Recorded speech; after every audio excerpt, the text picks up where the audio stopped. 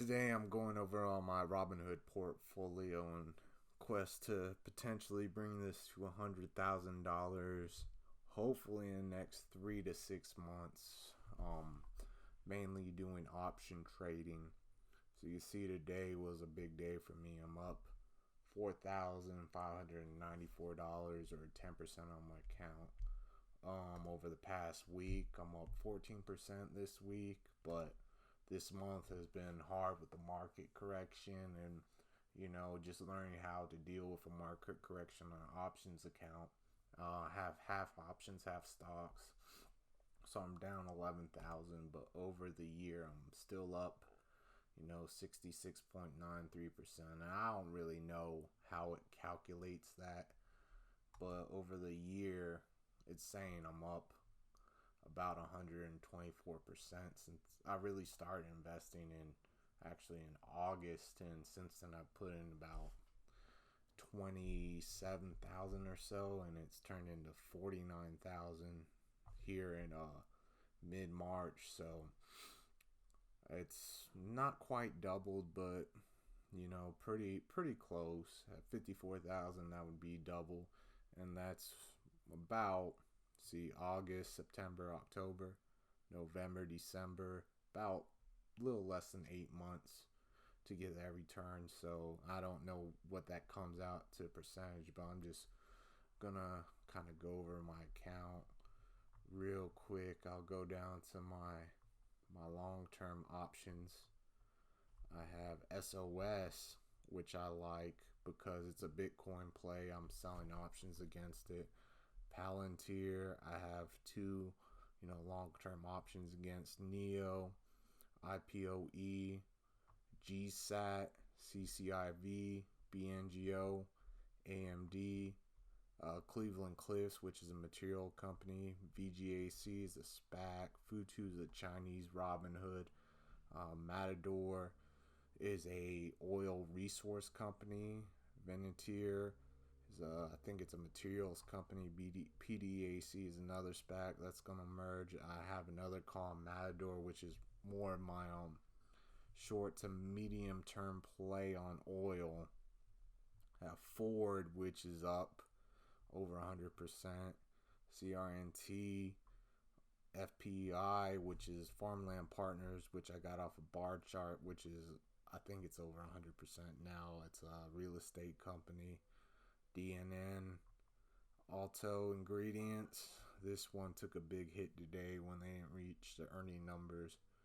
Have Riot.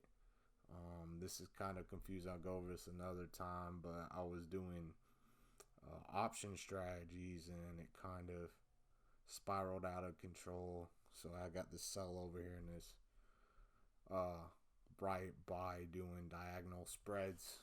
Of course, I got Matador again, short to medium term play on oil, VGAC, skills. I just added this. I got into this using another diagonal spread or calendar spread or whatever you want to call it. Hopefully, it doesn't quite reach my strike price. If it does, I'll just kind of either buy it back or roll it over. Gush, I got another kind of diagonal spread to get into these trades for a little bit cheaper. You buy an option way out of the money. You sell option way out of the money on the front month, and then you buy an option at the money at the month that you're looking to hold long term. It's a strategy I might go over if people are interested in. Futu, this is a sell I had against my option. You see, these are all just sells at this point on up, just to bring in some income. With the market correcting back, I might not sell against my options. I might just do that with my covered calls. All these pretty much have covered calls against them. Sense is a glucose monitoring company, BNGO. Sol is a solar company, QTT. A Chinese company, I can't remember exactly what they do. Palantir, CCIV, I got caught bag holding. Average price of about $60. LPCN, GTE, Zoomatica, dog medical company. Solo is a EV company, biomedical company, another biomedical company that had a vaccine that did well for COVID. It's dropped back down. INFI, GSAT, SOS, and Finvolution. That's done well over the course of today. It's actually up 93%. My cover call is at 750.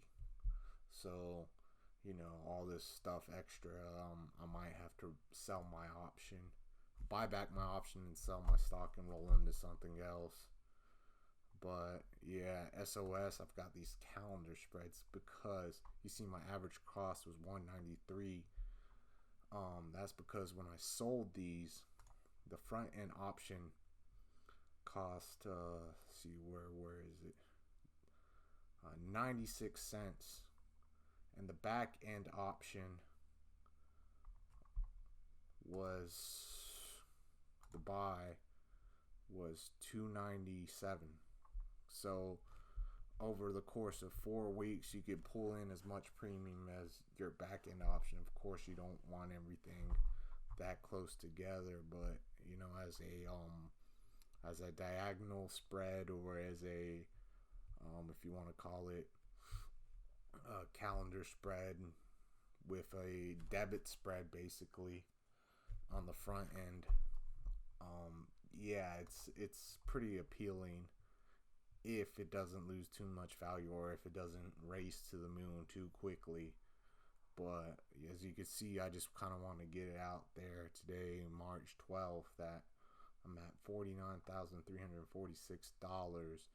And as I learn more about option trading and my option strategy and get into better plays as well, I'll have it online that I have a set start point. I'm looking to, I see all these other YouTubers and how many people they have following them, how they do some stupid stuff, and I'm like, maybe I should just get on YouTube. I've only been training since August, and I've come up with some strategies, and I've been learning about options and the different strategies there as well. And despite making as many mistakes as I made to be up, I don't know how they calculate it, but I'm like up close to 100%, 70%, wherever you want to call it.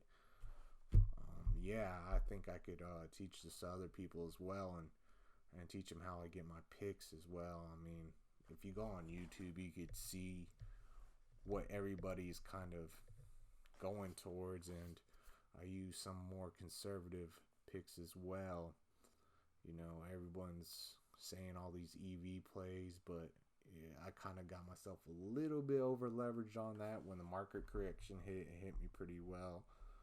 But it's not, my system's not about the stocks as much as it's about managing the back end options versus the front end options, and bringing in premium through the cover calls. Because what's interesting about this is if you look up compound interest calculator, and let's just say 50,000 you start out with, you don't even have to add any. Say after 1 year, if you're able to pull in just 3% a week, which was my goal when I first started, you would more than quadruple your account. And if you do that for 2 years, 104, you'd be pretty much a millionaire. But like, you can expect every single week to meet that 3%. What was funny is when I first started trading, I'd say from October, when I started getting more seriously, all the way up to February, I was getting 3, 5, 10% sometimes a week. And it was almost every week. I think I had 2 weeks during that period I didn't reach my goal of 3%, and maybe one losing week, just because the market was on fire. And you could see I was up, it's saying I was up almost 200% during that time. But then the market correction hit, and with options and stuff, you can get a margin call if you're not careful, and you could lose your value pretty quickly, or you could become a bag holder like I became with CCIV. You can see I'm down 3,000 because I bought this literally at the top because I had a calendar spread, or diagonal option, or what you want to call it, where I didn't want to give up my long-term option, so I bought the shares to cover where I sold it at 60. And instead of getting it called at the end of the month, which I can't remember if it's February or this month I had that on, end up losing down to $25, $20. So I'm thinking I might average down for another 100 shares. I generally don't like averaging down and putting money into stuff that's losing, but with CCIV, I don't think it's going to go much below $20. If you do the analysis, it's hit pretty good support around the $20 range, and you can see it kind of level out right here. I'm not bringing up a good chart or whatever, but yeah, right now the thing to invest in is bulk dry shipping, retail stores, banks, oil. Like I did that calendar spread with Gush,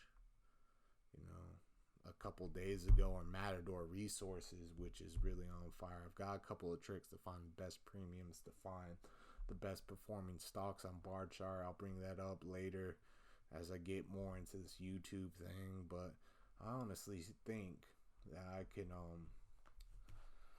double my account almost every year if I learn these option strategies a little bit better. I'll get a little bit better feel for it. And it, like I said, you just pick solid stocks and you bring in weekly income based on the strike prices selling options, and you have a long-term option against it, or even just do cover calls with normal stock. But with the options, you could adjust, and I've been playing with adjusting with Futu. When the market crashed, I moved my option down. Originally, the strike price I bought at was 170. I moved it down to 135, and I had a spreadsheet showing everything. When I first bought the 170 option, it was $66, and I sold options against it, and I got my cost basis down to $49, and I brought my strike price down, so when it rebounded, I would make more money on the way up. And I've been kind of experimenting when a stock is down more than 10-15% to drop the option down in strike price, so that when it does go up, it goes more in the money, and the delta of the option will change. But like I said, I plan on posting more videos. I plan on showing this. There's a couple other YouTubers that show their Robinhood account. I'm going to try to catch them. I'll post more videos in the future, but this is just kind of to get my feet wet in the YouTube space and to kind of show off my portfolio and give it a start time, basically.